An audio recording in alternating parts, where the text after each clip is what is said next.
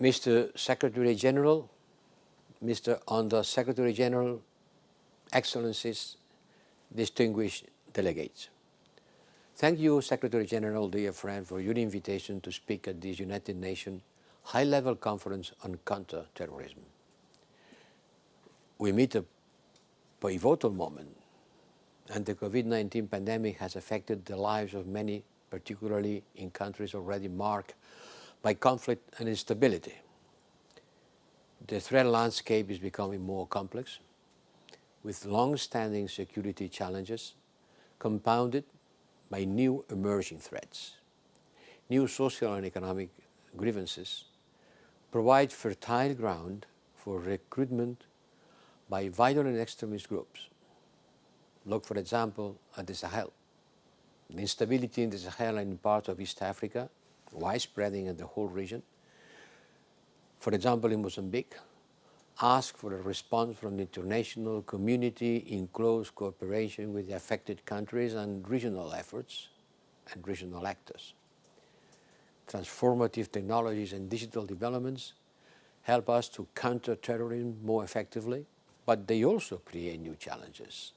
For example, when cryptocurrencies are used to finance terrorist groups and to plan attacks, it's timely to focus on the impact of such technologies. And during the conference this week, you will do. Dear ladies and gentlemen, in today's environment, it is fundamental that new policies and practices to counter violent extremism safeguard the human rights of all citizens. It's all about it, to safeguard human rights of all citizens. Under no circumstances should efforts to combat terrorism ever serve as a pretext to violate human rights. This is a very important issue.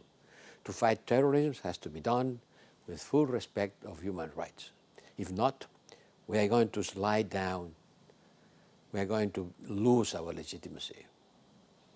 The fundamental principle is at the heart of the US approach in the fight against terrorism, an integrated approach that draws on different strengths and assets and that has prevention as its core objective. It's the most effective approach to address the multifaceted threat of terrorism today. And nobody can fight terrorism alone. That's why the European Union is cooperating closely with the UN and other multilateral partners to tackle global terrorism and other violent forms of extremism, including transnational organized crime and cybercrime, money laundering, and terrorism financing. The EU will continue strengthening this partnership, first and foremost with the United Nations. I am pleased that the UN high-level political dialogue on counter-terrorism took place last December, and that the EU and the UN are working together on growing joint activities on the ground. Mr. Secretary General, this year we remember the gruesome terrorist attacks of September 11, 21, 20 years ago. 20 years ago. 20 years on, our experience has shown that there are no easy answers or quick solutions to the threat of terrorism.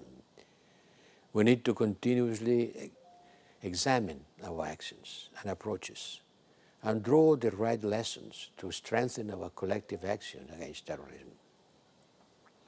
That's the way forward, to make the world a safer place, free of fear, free of violence.